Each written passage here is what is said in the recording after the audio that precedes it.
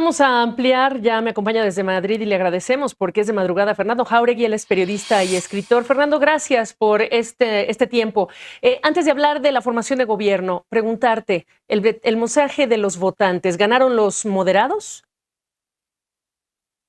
No, no. Ha sido muy desconcertante. Primero, buenas noches, Gabriela, encantado de estar aquí. Ha sido un mensaje muy desconcertante el que han mandado los electores.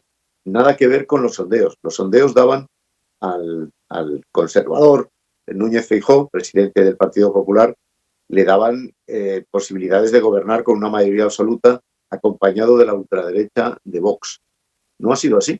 Y la verdad es que se han equivocado todos los sondeos, prácticamente todos los sondeos. Núñez Feijóo no ha conseguido la mayoría suficiente, ni siquiera con Vox gobernaría, aunque ha quedado el primero, ha quedado el comunal votado. Y el segundo, que es el actual presidente del gobierno, Pedro Sánchez, pues ha dicho que él va a intentar formar gobierno apoyado seguramente por una serie de pequeñas fuerzas nacionalistas, regionalistas y por la izquierdista Sumar, que es una formación de nueva factura, acaba de crearse prácticamente, que lidera la vicepresidenta del gobierno, Yolanda Díaz.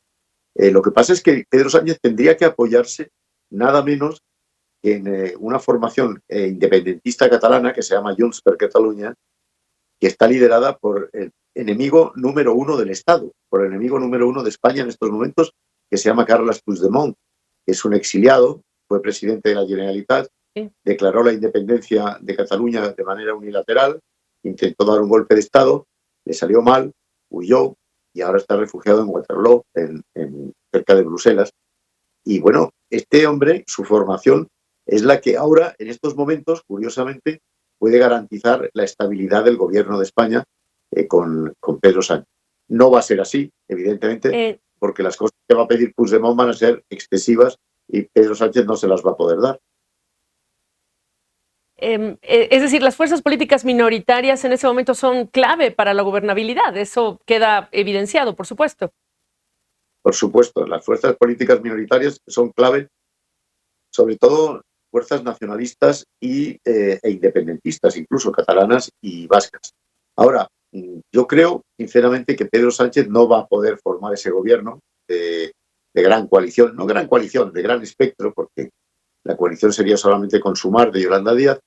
No va a poderlo formar porque en estos momentos es muy difícil y sobre todo es muy difícil que pueda acordar algo con Carles Puigdemont, el huido, el que yo decía que es el enemigo público número uno de España ahora mismo, porque él pediría volver al país libre de cargos, es decir, una amnistía que constitucionalmente no se puede dar, y pediría también un referéndum de autodeterminación para saber si Cataluña se separa de España, del resto de España o no, cosa que también está constitucionalmente prohibida. No creo que Pedro Sánchez se atreviese a desafiar la Constitución en ambos supuestos para mantenerse en el poder. Yo creo que no podría ser. Así que entonces estamos abocados seguramente a unas nuevas elecciones generales, que yo creo que serían muy malas para España. Hacia allá iba yo, Fernando. Es inevitable entonces hablar de futuras elecciones otra vez en tiempos peculiares, ¿no? En diciembre, como ocurrieron el domingo. Bueno, a ver, inevitable no es. Puede haber acuerdos entre las fuerzas políticas. Lo que pasa es que la política española no va más bien en la confrontación que en el acuerdo. Y no creo yo que Pedro Sánchez llegue a un acuerdo para ceder algunos de sus escaños en el Parlamento para que pueda gobernar su rival, Alberto Núñez Feijóo, el conservador Feijóo. Así que me temo que no será posible una investidura de ninguno de los dos candidatos principales. Habrá que ir a unas nuevas elecciones generales que podrían tener lugar en diciembre o en enero, bueno, en todo caso, fiestas navideñas. Ahora hemos tenido unas elecciones en plenas vacaciones veraniegas, es posible que las tengamos en las fiestas navideñas. Es una solución muy mala para España, que está negociando además unos fondos importantes de la Unión Europea. Ahora mismo en la Unión Europea se están fijando mucho en la estabilidad política en España y esa estabilidad política, desgraciadamente, ahora mismo está muy lejos de existir. Lo entiendo. Preguntaría yo exactamente con España presidiendo en este momento pues, en la Unión Europea. ¿Qué implicaciones puede tener? ¿Qué mensaje puede tener en este contexto más amplio? Es un mensaje malo. Bueno, primero, yo comprendo que es difícil de entender. La situación política española es difícil de entender porque tiene muchos elementos surrealistas. Uno de ellos es, desde luego, que Pedro Sánchez convocase las elecciones anticipadas coincidiendo con el inicio de la presidencia semestral española de la Unión Europea, de la que se esperaban muchas cosas. No puede olvidarse que en Europa, porque es Europa, se está desarrollando una guerra en Ucrania y que la Unión Europea tiene una involucración muy seria en eso y que estamos en momentos Sí, de claro. economía de guerra en muchos aspectos.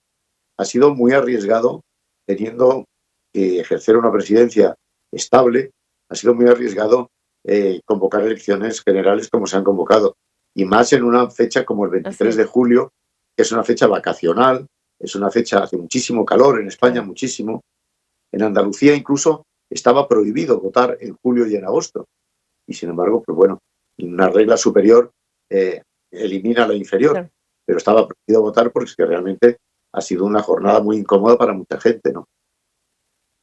Pues corre tiempo y vamos a ver qué negociaciones políticas tenemos que analizar en el futuro. Gracias doblemente porque es de madrugada en España y le agradecemos muchísimo el contacto. Él es el periodista Fernando Jauregui. Buenas noches. Ha sido un placer. Buenas noches. Un placer.